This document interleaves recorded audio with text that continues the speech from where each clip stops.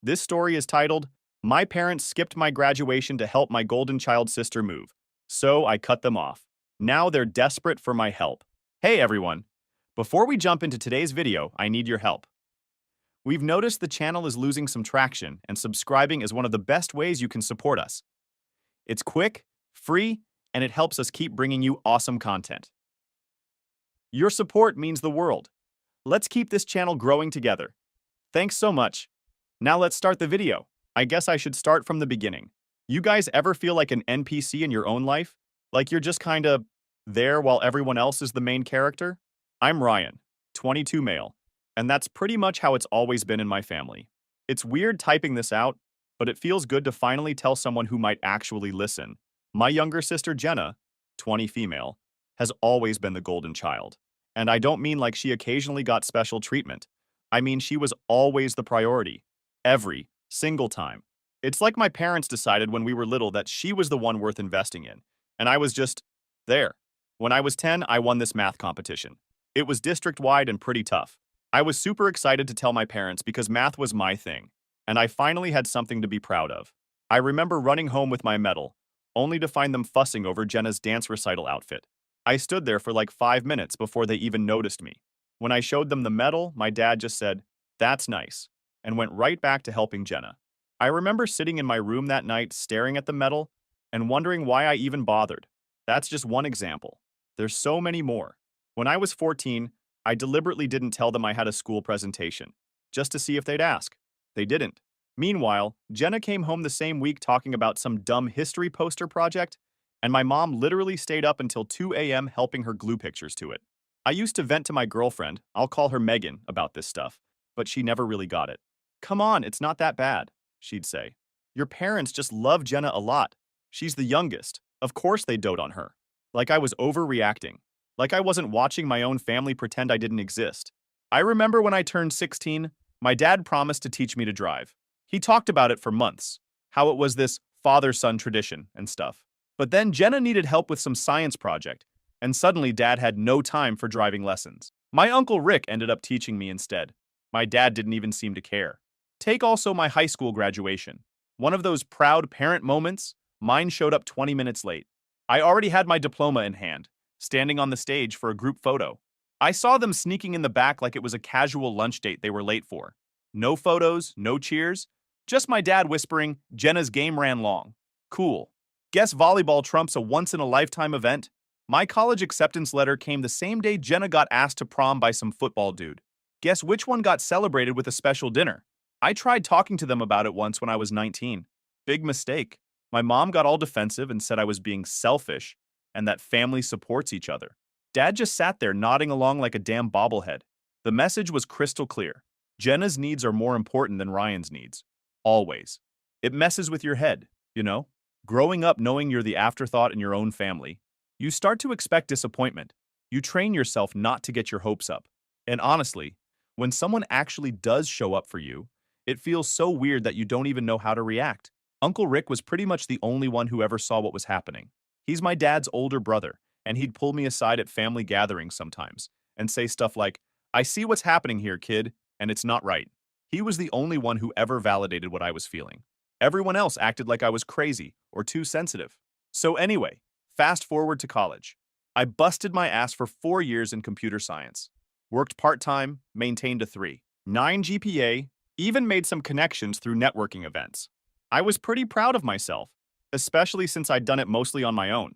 For some stupid reason, I thought my college graduation would be different. That maybe this big milestone would be the one where they'd actually put me first for once. Like, this was it, their chance to show me they cared. So about 2 weeks before my graduation, I reminded my parents about the ceremony. I was like, "Hey, so graduation's on the 15th at 10 a.m. if you guys still plan on coming." My mom barely looked up from her phone and said, "We wouldn't miss it, honey." The day before graduation, I sent a message to our family group chat. "Ceremony starts at 10 a.m. tomorrow. Parking gets crazy, so maybe try to arrive by 9:30. No response. But that wasn't unusual with them, so I didn't think much of it. Graduation morning comes around, and I'm getting dressed in my cap and gown. I was nervous, but kinda excited too. Megan was supposed to meet me at my apartment at 8:30 so we could head over together. I checked my phone, half expecting some weak excuse. Megan wasn't technically like my parents, but there had been moments. Times when I'd felt like she was a little too quick to take their side, a little too eager to please my mom. She'd always been the type to smooth things over, to say, "It's not a big deal, babe," whenever I got frustrated with them. I pushed the thought down. No way she'd let me down today. By 9 o'clock, she still hadn't shown up. I called her, and there was all this background noise, people talking and laughing. "Hey, where are you? We need to go." She hesitates. "Oh, um, something came up. I'm at Jenna's new place." At Jenna's new place on my graduation morning. I sit down on my bed, rubbing my temple, already knowing where this is going. "You're kidding, right? Your mom asked me to help her move. I thought you knew." I froze. Something about the way she said it. It wasn't surprise or guilt. It was just annoyance. Like I was being unreasonable for even questioning it. Like she wasn't surprised to be caught, just irritated that I had a problem with it. And that's when it clicked. She had known. Maybe not consciously, maybe not in a way she would admit, but she had always been fine with this dynamic. Always fine with Jenna coming first. Always fine with my parents acting like I was an afterthought. And for the first time, I realized even my girlfriend wasn't really on my side at all. And the way she thought I knew. Yeah, sure. Just like she thought ditching my college graduation for a moving party was a completely normal thing to do. I couldn't even get mad yet. I was still processing how my own girlfriend had been roped into prioritizing my sister over me. Again. "So none of you are coming to my graduation?" I asked. I was weirdly calm. "Your parents said they might try to make it for the end," she said, like that somehow made it better. Try? Like my graduation was a dentist appointment they were squeezing in. "Nah," I said, voice deadpan. "Tell them not to bother. They wouldn't want to miss Jenna's housewarming party." She started saying something, but I hung up and just sat on my bed, still in my cap and gown, feeling like complete shit. 4 years of busting my ass, and the people who were supposed to care about me couldn't even show up. Not even my girlfriend. I was about to take off my gown and skip the whole thing when my phone rang. It was Uncle Rick, my dad's older brother. "Hey, kiddo, I'm outside your building. Ready to go celebrate that diploma?" Uncle Rick had always been the one family member who actually gave a damn about me. He'd made a ton of money from some tech startup he sold years ago, and unlike my parents, he actually seemed to care about what I was doing with my life. "Yeah," I said, grabbing my keys. "I'm ready." So I ended up going to my graduation after all, but only because of Uncle Rick. When we were driving over, he took one look at my face and knew something was up. "Let me guess," he said. "They're not coming." I shook my head.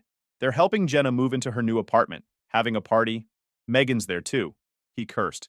"Those selfish assholes." Then he caught himself. "Sorry, Ryan. You deserve better than that." Walking onto that stage, I scanned the crowd like an idiot, still holding on to some dumb hope that maybe, just maybe, they'd shown up last minute. Nothing. Just rows and rows of people hugging their kids, dads clapping their sons on the back, moms crying happy tears.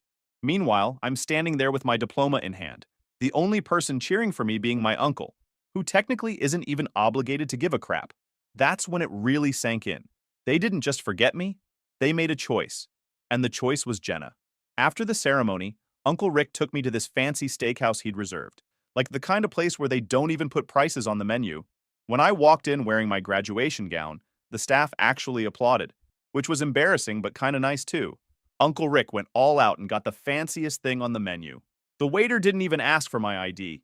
Guess the cap and gown were proof enough that I was officially an adult. "I'm proud of you, kid," Uncle Rick said, lifting his glass. "Computer science isn't easy and you crushed it. You're going places, whether they see it or not."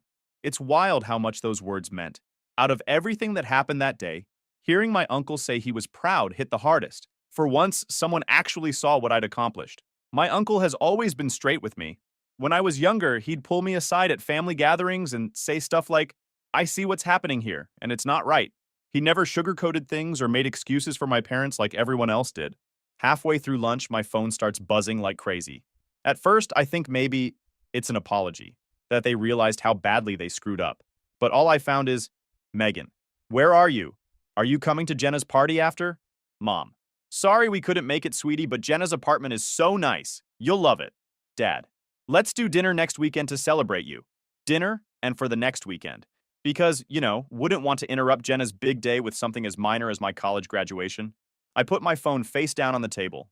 Uncle Rick sees my expression. "Let me guess," he says, cutting into his steak. "They're at a party?" I nodded. He chews for a second, then shakes his head. Fuh. Eat your steak. After we finished eating, Uncle Rick handed me an envelope. Inside was a check for $50,000 and a business card for some guy named Mark at a tech company in Seattle.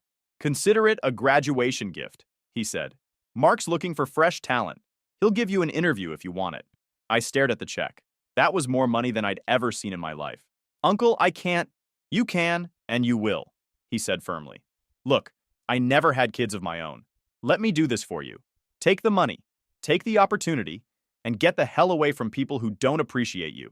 I hugged him, trying not to get emotional in the middle of a fancy restaurant. Thank you. On the way back to my apartment, I made my decision. I was never going to my family's house again. I took a photo of me and Uncle Rick at the restaurant and posted it on Instagram with the caption, "Huge thanks to the only person who showed up for my graduation. At least now I know who actually cares about me." Then I turned off my phone. I didn't want to deal with any of their responses or excuses.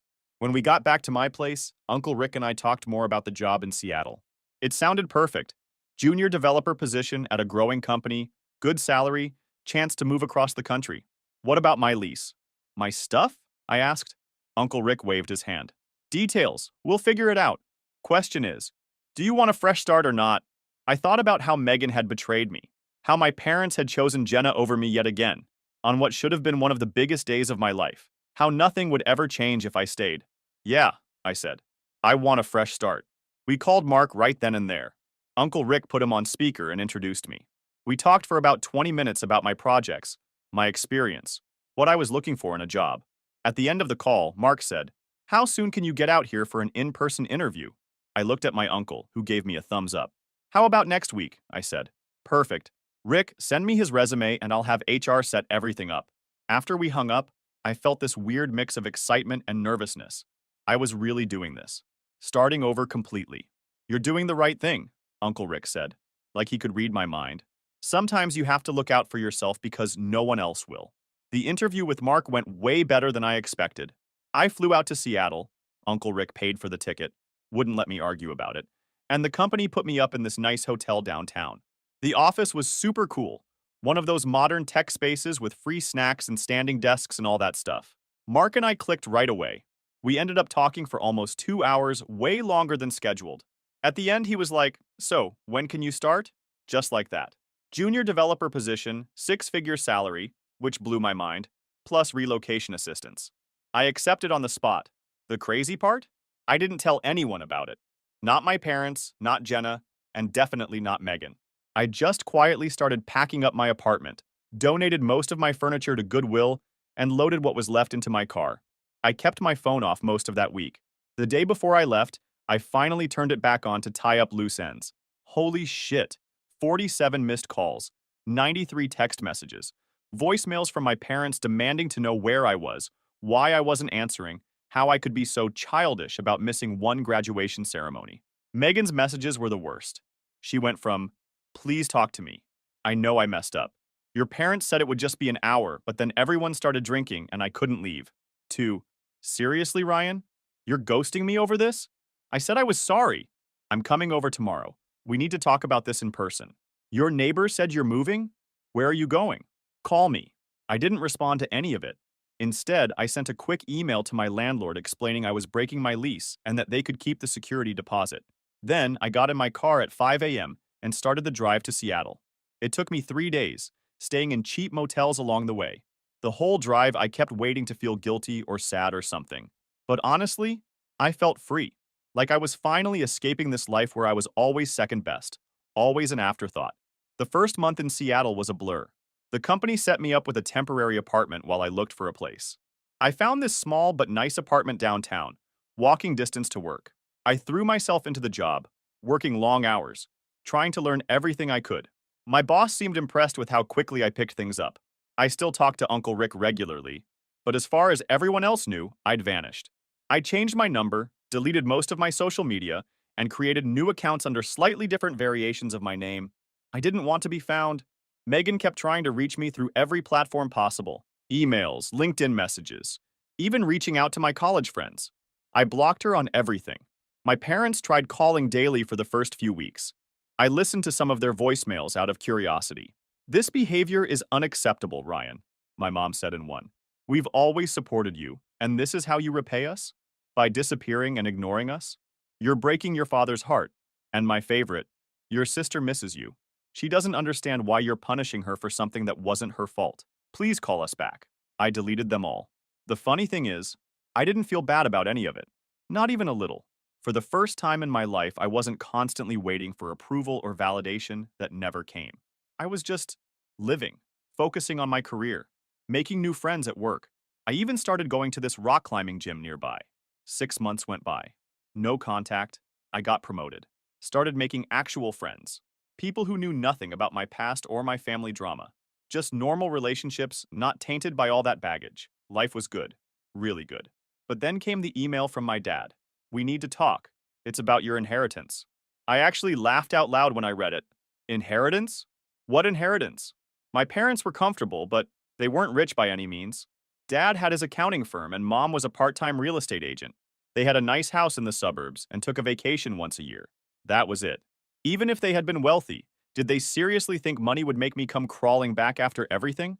I replied with 2 words. Not interested. That opened the floodgates. My phone started blowing up again, emails pouring in. My mom texting about how I was throwing away my future and how they'd always planned to help me financially. Like that was supposed to matter to me now? My dad sent this long-ass email about family responsibility and how I was being childish and ungrateful. It was all so fake. They'd had months to apologize, to acknowledge how they'd hurt me. But instead, they were trying to dangle money in front of me like I was some kind of pet who would perform tricks for treats. After a week of this, I finally answered one of Dad's calls. I was sitting at my desk at work on my lunch break when his number popped up for like the 20th time. What? I said flatly. Ryan, thank God. He sounded relieved. We've been so worried. Where are you? Are you okay? I'm fine. What do you want? He cleared his throat. Son, we need to discuss your future. Your mother and I have been thinking about our will, and let me stop you right there. I cut in. I don't want your money. I don't need your money. I'm doing fine on my own. But Ryan, his voice turned stern like he was talking to a child. You're not thinking clearly. This inheritance could set you up for life. Don't throw away your future just because you're angry about one missed event. I couldn't help it. I started laughing. What's so funny? He demanded. You still don't get it, do you? It was never about one missed event. It's about a lifetime of being treated like I don't matter. And now you think you can buy your way back into my life? With money I don't even need? What do you mean you don't need it? He sounded confused. I mean, I have a great job. I make more than enough money. I'm doing well, no thanks to you or mom. There was silence on the other end. Then, so that's it? You're just cutting us out of your life forever? You cut yourselves out, I said quietly. I'm just making it official. I hung up. Then I blocked their numbers. All of them. Even Megan, though she'd mostly given up by then. That night, I called Uncle Rick and told him what happened. They tried to threaten me with my inheritance, I said, still laughing about the whole thing. He chuckled. Classic move. Your father tried that on me once too, you know. When I told him his business model was outdated? Wait, seriously? Oh yeah. Your grandparents weren't rich, but they had this summer cabin that everyone wanted. Your dad held it over all our heads like some prize to be won. That's why I made my own money, so I'd never have to dance to someone else's tune. I never thought about it like that before. How money was just another way my parents tried to control people. Another form of manipulation. You know what the best revenge is, right?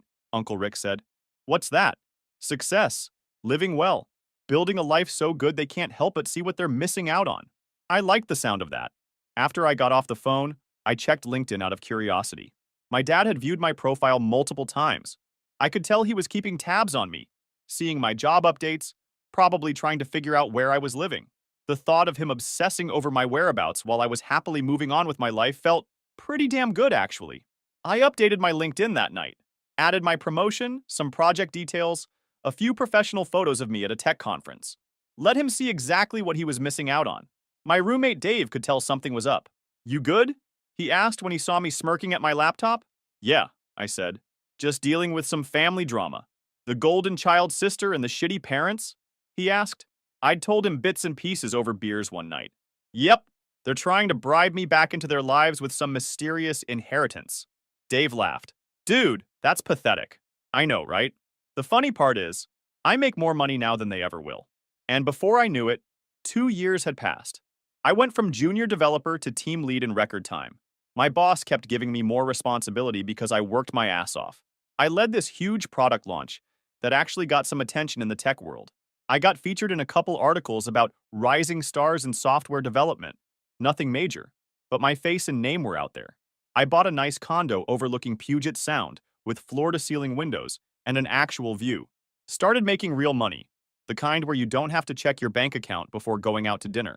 Dating scene in Seattle was pretty good too. Nothing super serious, but I was meeting interesting people and enjoying myself. Made friends who were into hiking and camping, so we'd take weekend trips to explore Washington State. For the first time ever, I had a life that felt completely mine, not defined by being the forgotten child or anything related to my family. Uncle Rick visited often. He'd crash at my place and we'd hit up the nice restaurants in town. He told me several times how proud he was of what I was building for myself. He was more of a father figure to me than my actual dad ever was. I rarely thought about my family anymore. Occasionally, I'd see something that reminded me of them, but it didn't really hurt anymore. It was more like remembering a bad TV show I'd watched years ago rather than something that had actually happened to me. Then the economy took a nosedive. Tech companies were mostly fine, but a lot of other businesses started struggling. I only knew about my dad's situation because Uncle Rick mentioned it during one of our calls. "Your dad's accounting firm isn't doing so hot," he said, sipping his coffee at my kitchen counter. "Lost a bunch of clients to bigger firms that could offer lower rates, might have to downsize." I just shrugged. Not my problem. I didn't feel happy about it, but I didn't feel bad either. Just nothing. A month later, I got a LinkedIn message from my dad. Super formal and professional. "Ryan, I hope this message finds you well. I've been following your career with interest. Very impressive work with the Streamline AI project. I was wondering if we could connect sometime to discuss potential collaboration opportunities. Hope to hear from you soon." I showed it to my coworker Mike over lunch. He nearly spit out his drink. "Dude, is he serious? Potential collaboration opportunities? That's code for I need money, right?" I nodded, still staring at the message. "Pretty much." What are you gonna do?" I closed my laptop. Nothing. But the messages didn't stop there. Next came an email from my mom talking about how proud they were of my success, how they'd always known I would do great things. She mentioned almost casually that they were going through a difficult time financially and that they missed their son. Then, Jenna reached out on Instagram. "Hey stranger, long time no talk. Look, I know things are weird with us, but mom and dad are really struggling right now. Dad's business is failing, and they might lose the house. I know you're doing really well. Congrats on that, BTW. And I was wondering if maybe you could help them out. They're too proud to ask directly." I didn't respond to any of them. Didn't even mark the messages as read. Mike was fascinated by the whole situation. "So your parents ignored you your whole life, chose your sister over you every time, including ditching your college graduation, and now they want you to bail them out?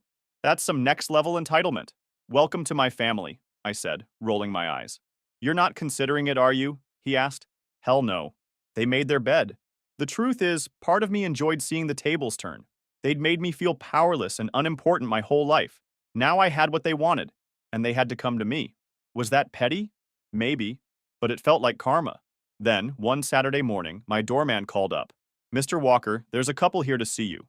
They say they're your parents." My heart started pounding. "I'm not expecting anyone." "They're quite insistent, sir. The woman is getting upset." I sighed. "Send them up." I knew this day would come eventually. Might as well get it over with. When I opened it, I barely recognized my parents standing there. Dad looked like he'd aged 10 years. Gray hair, deep wrinkles, the whole deal. Mom was skinny in a not healthy way, wearing clothes that used to fit her, but now just hung off her frame. They both had this look I'd never seen before, like cornered animals. "Ryan," Mom whispered, reaching for a hug. I stepped back, keeping the door half closed like a shield. "How'd you find my address?" I asked. Dad cleared his throat. "Rick told us. Said it was time we talked." That pissed me off. Uncle Rick had always been the one person who respected my boundaries. I made a mental note to call him later and ask what the hell. "Can we come in?" Mom tried to peek around me. "Looks like a beautiful place." I almost said no, but figured might as well get this over with. I stepped aside and let them in, watching their faces as they saw my place for the first time. Their eyes got huge taking in the view, the fancy furniture, all of it. "You've done really well," Dad said, sounding weirdly jealous and proud at the same time. "What do you want?" I didn't offer them a seat or anything. They looked at each other like they were deciding who would speak. Mom's eyes got all watery. "We miss you, Ryan." It's been 2 years. Whose fault is that? I shot back. Dad sighed. We know we screwed up. Missing your graduation was... We should have been there. We've had a lot of time to think about everything. How we treated you growing up. It was never just about graduation, I said, feeling like a broken record. It's my entire life being treated like I didn't matter. We know, Mom said, staring at the floor. We understand that now. I crossed my arms. So what changed? The articles about me? Seeing my success? Because you didn't care about understanding until I started making good money. Dad's face got red. That's not fair. Seriously? You're here because you need something. Just tell me what it is. Money. Mom wiped her eyes. Your father's business is failing. We might lose the house. We had to sell my car already, and Jenna had to drop out of grad school because we can't pay for it anymore. And there it was. The real reason. Not because they missed me or regretted anything. They needed a bailout. So you thought I'd just write you a check? After everything? We're your parents, Dad said, his voice getting that authoritative tone he used when I was a kid. Family helps family. I actually laughed out loud. Family helps family? Where was that attitude when I needed you? Where was that when you picked Jenna over me every single time for 20 plus years? We made mistakes, Mom was practically begging now. But people change. We've realized what's important. No, I shook my head. You haven't changed. You're still just looking out for yourselves. The only difference is now you need me instead of the other way around. I walked to the door and opened it. Time for you to leave. Dad's face got hard. That's it? You're turning your back on us when we need help? After everything we did for you? That was the last straw. What exactly did you ever do for me, Dad? Seriously. Name one time you put me first. One time you chose me over Jenna. He opened his mouth, froze, then closed it again. Couldn't think of a single example. Yeah, that's what I thought, I said quietly. Get out. Mom was full on crying now. Please, Ryan. We have nowhere else to go. For half a second, I almost felt bad for them. Almost. That sounds like a you problem, I said. Maybe ask your favorite child for help. After they left, I called Uncle Rick right away. You told them where I live, I said, still annoyed. He sighed. Look, kid, I thought it was time. They're in serious trouble, and they are your parents, even if they've been shitty ones. They only showed up because they wanted a handout. Probably, he admitted. But people sometimes do change when life knocks them on their ass. Not saying you should help them, just saying maybe hear them out. I thought about it all night. The next morning, I typed up an email. I'm not giving you money. Not because I don't have it, but because cash won't fix what's broken between us. I've spent 2 years building a life without you, and I'm doing great. I don't hate you anymore, but I don't need you either. Figure your own shit out. Don't contact me again. Hit send, closed my laptop, and felt this huge weight lift off me. Done. Finally done with all of it. I went on a date that night with this cool girl from my climbing gym. Smart, funny, no drama. For once I was excited about my future, one I built myself without their bullshit holding me back. So that's it. My whole story. You guys think I'm an asshole for not helping them? Or did I do the right thing walking away? Not looking for validation or whatever, just curious what others would do. Edit. Wow, this blew up. Thanks for all the comments and support. For those asking about Megan, she ended up dating one of my college friends a few months later. Heard she still mentions me sometimes, wondering where I disappeared to. As for my family, Uncle Rick says they had to sell the house and move to a smaller place. Dad's working for his former competitor now. Jenna moved back in with them. Karma's a bitch, I guess.